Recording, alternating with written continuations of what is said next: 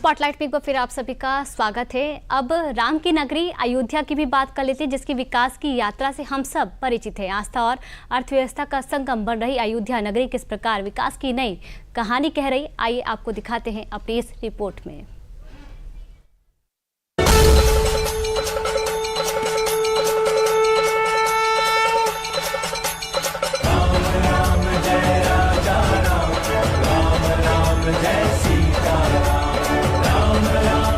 रामनगरी अयोध्या एक बार फिर तैयार है दीपोत्सव में धर्म और आस्था के महासंगम को पूरी दुनिया के सामने दिखाने के लिए।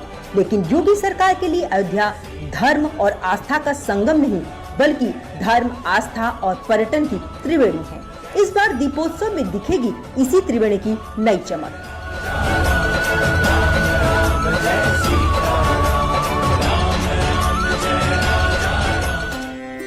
सरयू नदी की लहरों में इतिहास के कई पन्नों को बनते बदलते देखा है।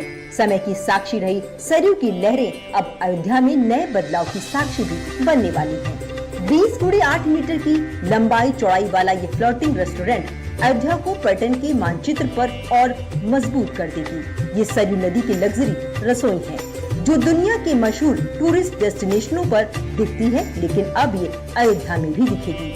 उत्तर प्रदेश पर्यटन विकास निगम के द्वारा यहाँ पर एक फ्लोटिंग रेस्टोरेंट भी बनाया जा रहा है, जो कि लगभग बनकर तैयार है। और हमें उम्मीद है कि दिवाली पर, आने वाले दिवाली के त्यौहार पर हम लोग इसको भी शुरू कराएंगे और एक बहुत ही अच्छा अनुभव वहाँ पर भी यहाँ आने वाले पर्यटकों को और श्रद्धालुओं को मिलेगा, जहाँ की सरयू जी के ऊपर एक फ्लोटिंग रेस्टोरेंट में वो लोग अच्छे भोजन का और अच्छे वातावरण का आनंद लेते हैं।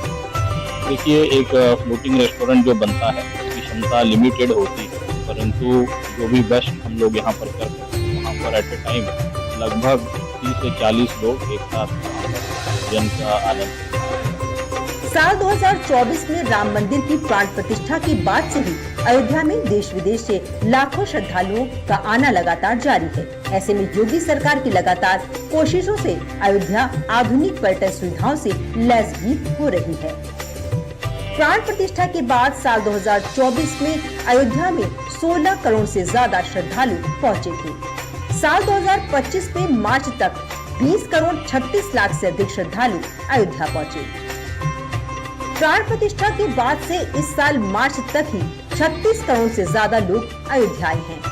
इतनी बड़ी संख्या में लोगों का अयोध्या आना सिर्फ आस्था के लिहाज से ही नहीं, बल्कि अर्थव्यवस्था के लिहाज से भी बहुत अच्छा है। वैसे भी दान के मामले में अयोध्या ने कई रिकॉर्ड तोड़ दिए हैं। जनवरी 2024 से जनवरी 2025 के बीच राम मंदिर में 700 करोड़ रुपए का दान आया। महाकुंभ के दौरान एक महीने में राम मंदिर में 15 करोड़ से ज्यादा दान मिला। अयोध्या इस समय पूरे विश्व में सनातन को मानने वालों की सबसे पसंदीदा जगह बन गई है। ऐसे में जब भारी संख्या में लोग अयोध्या आ रहे हैं, तो इसका फायदा अयोध्या समेत आसपास के जिलों को भी मिल रहा है।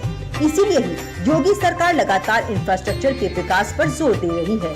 पीएम मोदी ने ही आस्था और अर्थव्यवस्था के संगम का मंत्र दिया है। इस बार के केंद्रीय बजट में भी इसी पहलू को तेजी देने के लिए कई घोषणाएं भी की गई हैं, ताकि आध्यात्मिक टूरिज्म की तेजी देश की अर्थव्यवस्था की रफ्तार को और गति दे सके। केंद्रीय बजट 2025-26 में पर्यटन को बढ़ावा देने के लिए देश के बेस्ट 50 स्थलों